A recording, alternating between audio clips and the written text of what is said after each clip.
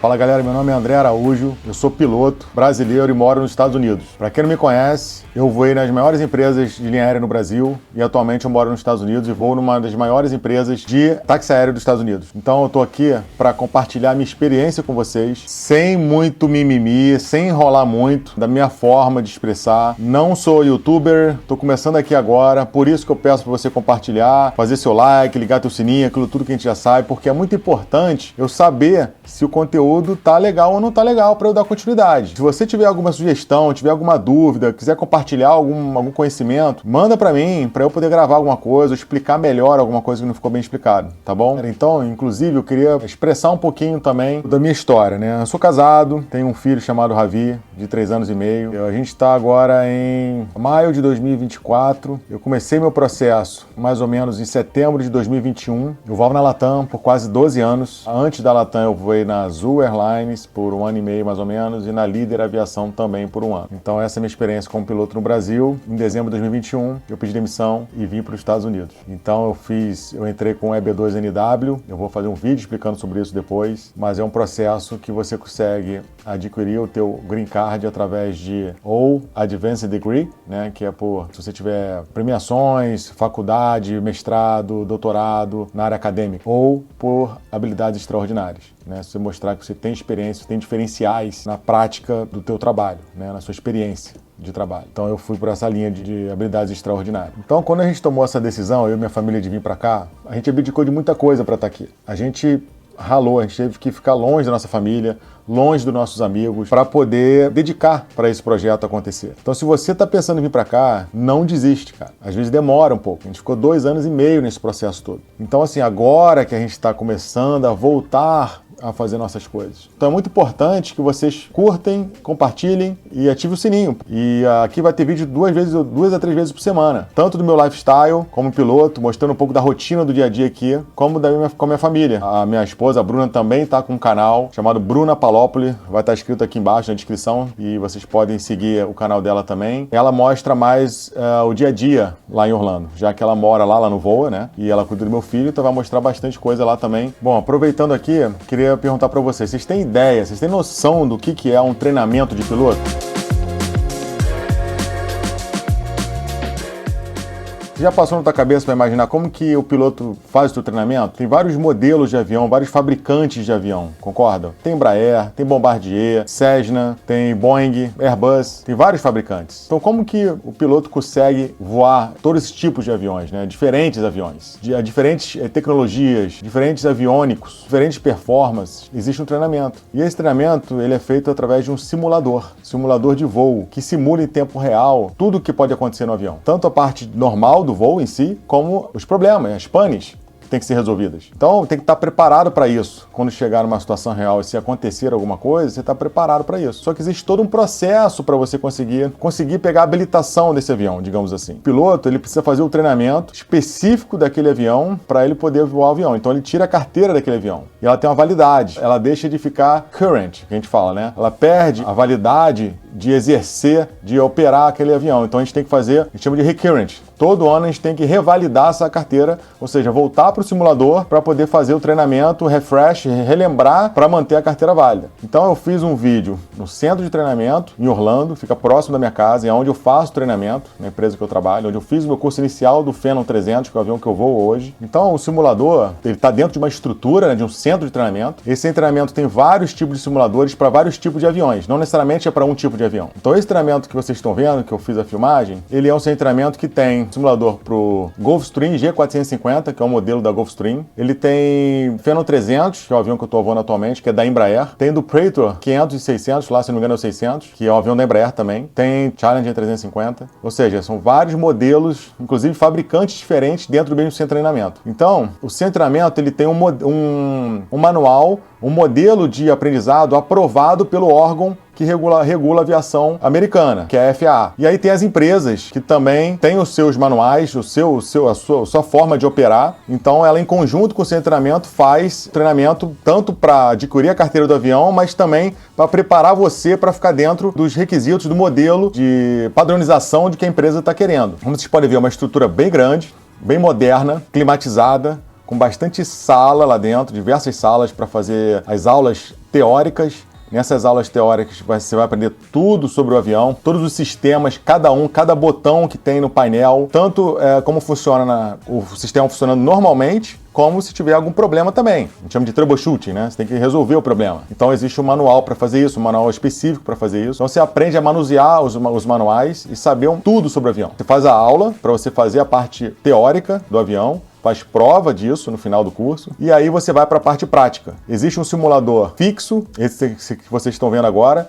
Esse fixo, ele é mais barato, então é uma forma de você praticar certas coisas que fique mais barato, né? Porque imagina você que não conhece o avião, você não tem intimidade com o avião, você nunca entrou no avião, nunca entrou na cabine, tá aprendendo as coisas ainda. Aí você vai para esse simulador que a gente chama de Full Motion, né? Que é o Classe Delta, que é o mais completo, né? Que ele tem esses pés assim hidráulicos ou elétricos, dependendo de qual for. Então, ele custa muito caro. Então, aí vai primeiro então na fase inicial do curso para esse FTD que a gente fala, que ele é fixo. Então, ali você pratica, por exemplo, saber onde que estão os botões e o scan flow que a gente fala. Ou seja, quando você vai fazer alguma preparação de cabine, você tem que fazer o teu movimento primeiro de cabeça, porque é igual uma música, para você fazer o negócio acontecer, depois você pega o checklist para você ver se esqueceu alguma coisa ou não. E os profiles também. Você está aproximando com o avião, você sabia que a hora que você tem que dar o flap, a hora que você tem que dar o trem de pouso para baixo, a sequência correta que você tem que fazer em cada situação. Então você faz esse treinamento para você praticar, memorizar nesse simulador fixo. E dali você vai para o Full Motion, que é o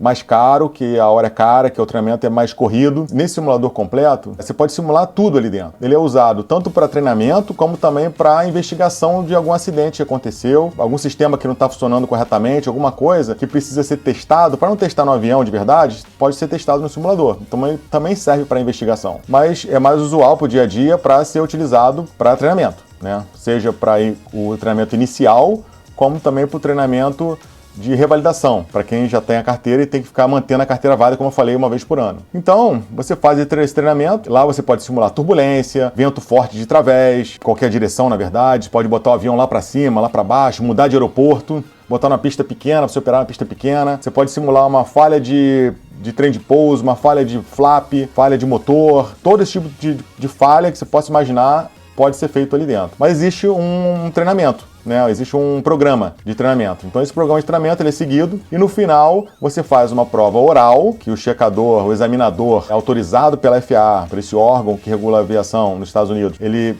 vai estar lá para poder te perguntar sobre os sistemas ou qualquer outra coisa, para ver se você sabe a parte teórica, e depois vai para o simulador para você fazer a parte prática, mostrar que você tem a proficiência ali, e aí você ganha a carteira do avião, ou você está revalidando a carteira que você já tem. E um simulador desse, ele custa, né, mais barato do que se você tivesse que fazer um treinamento no avião. Então ele custa mais ou menos 1/8 do custo de uma hora de um avião, que também não é barato, vai pagar, aí depende do avião, depende de muitos fatores aí para determinar a hora do avião, né? Mas não fica por menos de $1.000, $1.500 uma hora de um simulador, acredito eu, tá? Tô falando aqui, mas depende de muitos fatores, qual avião, a época também, às vezes está muito requisitado, né? Tem muito avião, pouco simulador, é claro, sobe o valor também, que é normal, é muito difícil conseguir slot, tem muito avião, muito piloto e pouco centro de treinamento. Então não é fácil você conseguir um slot. Essa estrutura que vocês estão vendo é uma estrutura de uma empresa que faz parte do grupo da empresa que eu trabalho. Então, praticamente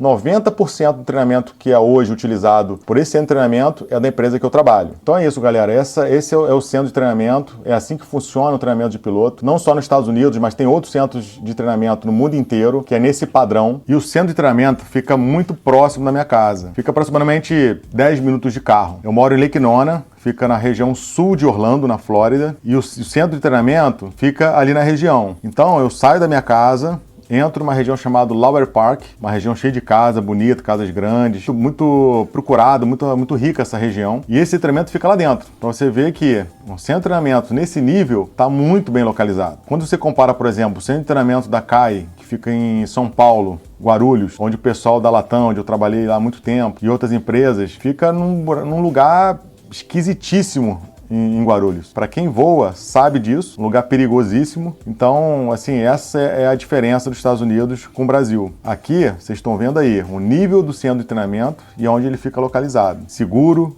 bonito, moderno. Outra coisa, eu trabalho numa empresa voando Feno 300 e como o centro de treinamento fica do lado da minha casa, eu acabo trabalhando também voluntariamente. Por quê? Eu faço, eles chamam de Right Seat Support. Fico trabalhando, atendendo a demanda do treinamento da empresa que eu trabalho para compor tripulação. Ou seja, o avião ele é homologado para 2 pilotos, tá? Na verdade, esse avião ele tem homologação para single pilot, para um piloto só. Mas a minha empresa não opera single pilot, não opera com um piloto só. A operação do avião ela é prevista para 2 pilotos. Então, quando o treinamento não tem um piloto, por algum motivo ele não pôde comparecer, não foi contratado, não deu sequência no treinamento dele, em algum momento ele teve que sair do treinamento, qualquer motivo que seja, aí a empresa precisa acionar um Right Seat Support.